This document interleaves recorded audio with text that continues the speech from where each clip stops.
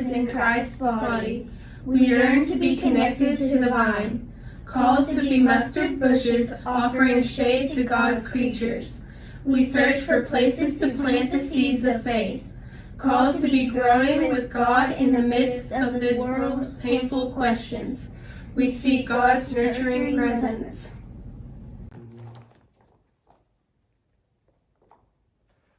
Precious Lord, take my hand, lead me on, let me stand. I am tired, I am weak, I am worn. Through the storm, through the night, lead me on to the light.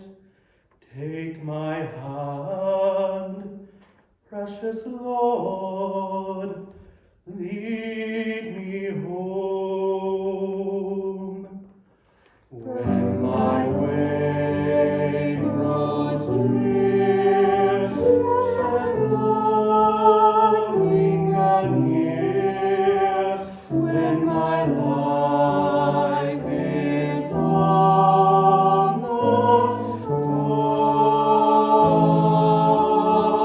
done, hear my cry, hear my call, hold my hand lest I fall. Take my hand, precious Lord, lead me home. When my darkness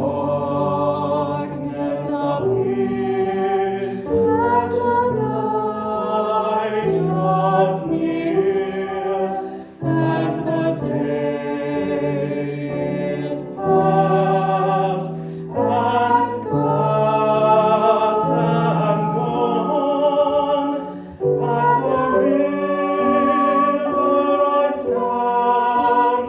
Guide my feet, hold my hand, take my hand, precious Lord, lead me home. God of the universe, we come to worship this morning, longing to set our minds on the Holy Spirit, to live with Christ within us.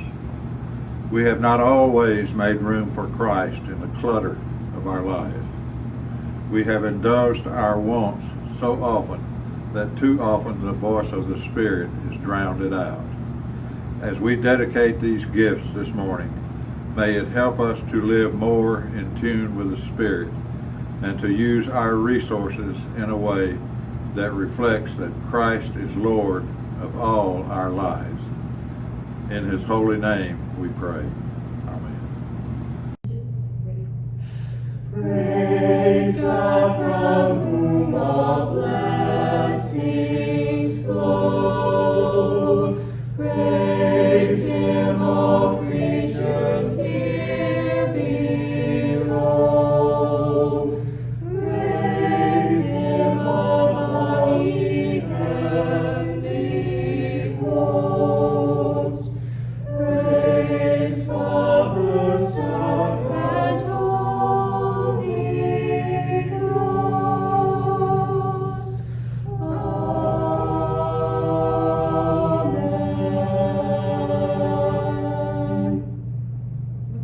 Psalms 25, a psalm of David. Unto thee, O Lord, do I lift up my soul.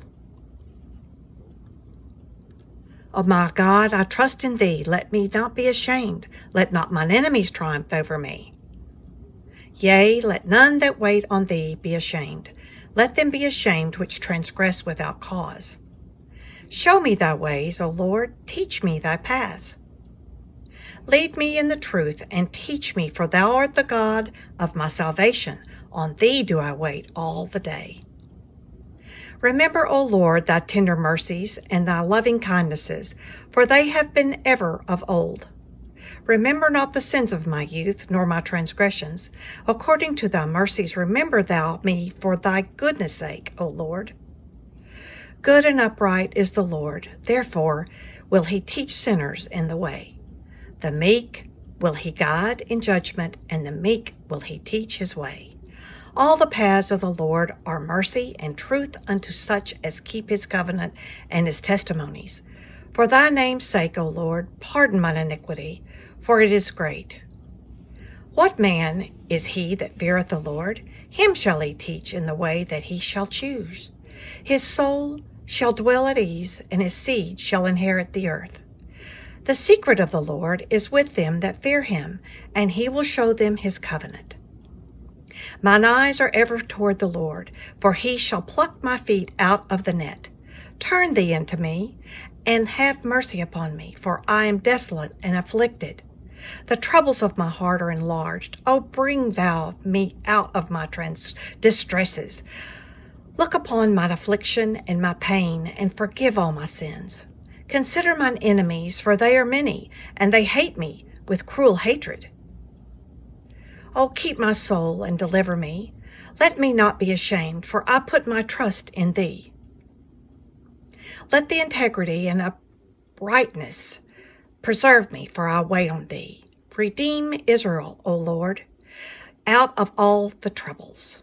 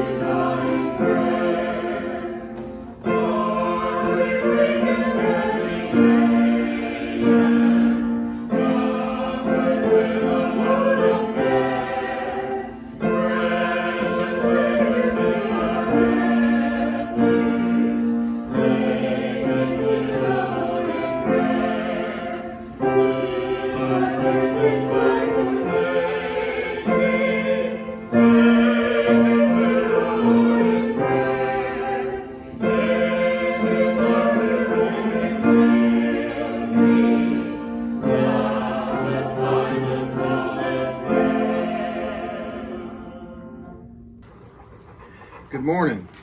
I'm going to read Romans 8, 1 through 11 this morning. Life through the Spirit. Therefore, there is now no condemnation for those who are in Christ Jesus, because through Christ Jesus the law of the Spirit who gives life has set you free from the law of sin and death. For what the law was powerless to do, because it was weakened by the flesh, God did by sending his own Son in the likeness of sinful flesh to be a sin offering. And so he condemned sin in the flesh in order that the righteous requirement of the law might be fully met in us, who do not live according to the flesh, but according to the Spirit.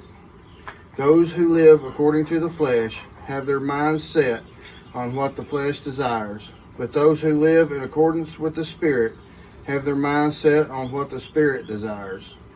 The mind governed by the flesh is death, but the mind governed by the Spirit is life and peace. The mind governed by the flesh is hostile to God.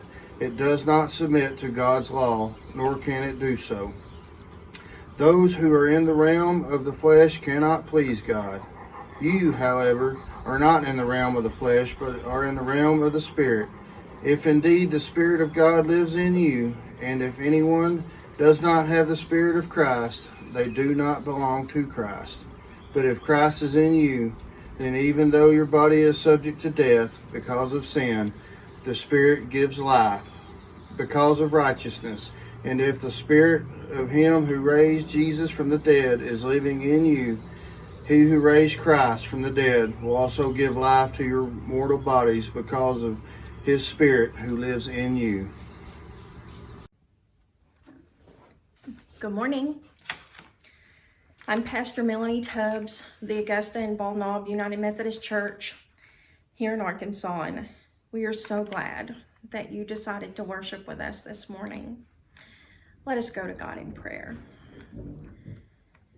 Dear Holy God, as we come to you this morning, we are just so grateful that no matter what is going on in the world around us, that you're still God, and that we know right where to find you. Dear God, we thank you so much for the blessing that it is to share in your word through scripture and through song, through remembering, and through community. Thank you that no matter what else is going on, the community of God is wherever and however we make it. And that when we come to you in worship and in prayer, you are there. Dear God, I pray this morning as we take a look at the book of Romans, that you would either through me or in spite of me, illuminate Paul's words today. I ask this in your holy name. Amen. So Aaron read to you this morning from the book of Romans, chapter 8. We're going to be looking at the book of Romans for the next couple of weeks, I've decided. And the book of Romans is a letter from Paul to people he had never met. This is not a church that he had established. So this is very different than some of the other letters that Paul writes, because many times in Paul's epistles, Paul's letters, he's writing to churches that he actually established, or at least helped to establish. And so he's checking up on them and giving them guidance. But the letter to Romans is different. Paul didn't establish the Roman church, Peter did. But Paul wants to make a connection. He wants to offer encouragement and create community with them. And so he sends a letter. I think that's incredibly appropriate for the time we live in now. There are some of you who I have been corresponding with through good old-fashioned post office mail. And it's been a real warmth to my heart. A big shout out to Miss Thelma. I look forward to her letters every week. In today's portion of the letter to the Romans, Paul speaks a lot about the law. The law of sin and death that he references is the Mosaic law, the law of Moses, the 10 Commandments plus the other 603 laws in the Torah. Now, it's important to note that Paul isn't saying that the law itself is bad. That's not what he's saying. Remember, after all, that Paul is a devoted Jewish leader. The problem lies in how the law is being used. So, human interpretation, you might say. Many of the written laws have a specific punishment attached to them. And so this was very common. If this happens, if this person does this, then you do this to them, then they will die. And many times that punishment is in fact death.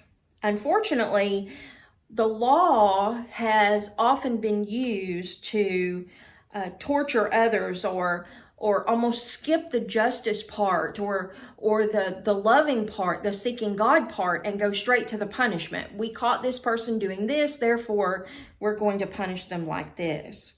The focus was on sin, and the result was death.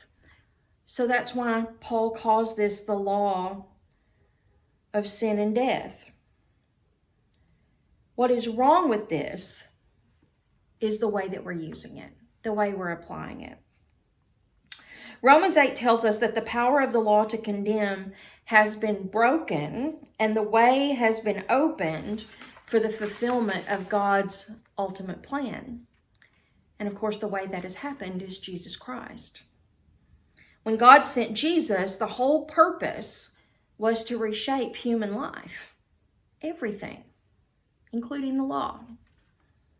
Not to do away with it, but to reshape it. In Jesus, the focus is no longer on sin and punishment, but instead on the Spirit and grace. We should be focused on the life-giving presence and power of God and how that changes us and leads us to change the world. That's what the law should do. Looking at the laws, we should be asking ourselves, how can we make a difference in the world so that these things don't happen? So that these sins don't happen? How can we reach out to people and apply the Spirit and apply grace, show love and grace, uphold, uplift God's Spirit? You see, pointing fingers and judging the sin of others and applying a punishment is actually quite easy. That's an easy way out. I see your sin. This says that I can punish it like this, and therefore I'm going to do that. It also means that you don't have to spend any time looking at yourself. Actually seeing the sin in the world and being led to cover that sin in the life-giving and soul-changing grace that God offers is much more difficult. And wouldn't you know it, that's exactly what Jesus told us we have to do. It's just like Jesus. Because we are not the ones in power. We are not the holders of the law. We never have been. God is. And the Spirit of God is not the possession of some elite group of pious church members or leaders to dole out as they see fit. You don't get to say, I'm filled with the Spirit and therefore I can be the conveyor of the law. That's not how that works either. Only God has that power. And the Spirit that Paul speaks of in Romans is God, present through Jesus, sent to reach and to change us all. That's the law we should be focused on. And Jesus, the Spirit and Jesus, God is going to change us all, not through some written law that we can apply to everybody else, but through grace that we have to accept and seek for ourselves. Our only job is to accept this grace, to allow this grace to change us from the inside out, so that instead of wanting to point out the sins of others, we want to help them overcome them. It is our job to accept and receive and live in God's grace. And then most importantly, to pass that on. May you be blessed this week. May you stay safe. In so many places of our country, right here in our beloved state of Arkansas, we are seeing a massive increase in the numbers. Stay safe. Do no harm. May you have many blessings. And remember that your pastor loves you. In the name of the Father, and the Son, and the Holy Spirit. Amen. And now, our social creed. We believe in God, creator of the world, and in Jesus Christ, the Redeemer of creation. We believe in the Holy Spirit, through whom we acknowledge God's gifts, and we repent of our sin in misusing these gifts to idolatrous ends. We affirm the natural world as God's handiwork and dedicate ourselves to its preservation, enhancement, and faithful use by humankind. We joyfully receive for ourselves and others the blessings of community, sexuality, marriage, and the family. We commit ourselves to the rights of men, women, children, youth, young adults, the aging, and people with disabilities, to improve the quality of life and to the rights and dignity of all persons. We believe in the right and duty of persons to work for the glory of God and the good of themselves and others, and in the protection of their welfare in doing so. In the rights to property as a trust from God, collective bargaining, and responsible consumption, and in the elimination of economic and social distress. We dedicate ourselves to peace throughout the world, to the rule of justice and law among nations, and to individual freedom for all people of the world. We believe in the present and final triumph of God's Word in human affairs, and gladly accept our commission to manifest the life of the gospel in the world. Amen.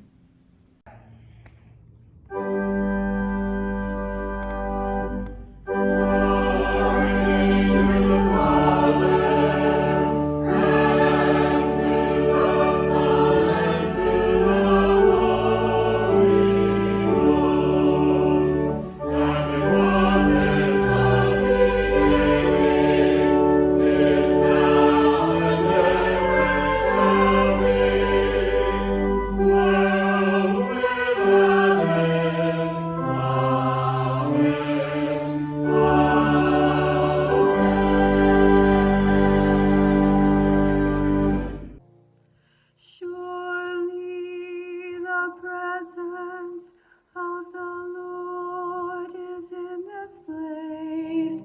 I can feel His mighty power and His grace. I can feel the brush of angels' wings. I see glory on each face. Surely the presence of the Lord is in this place. Bye guys, love you.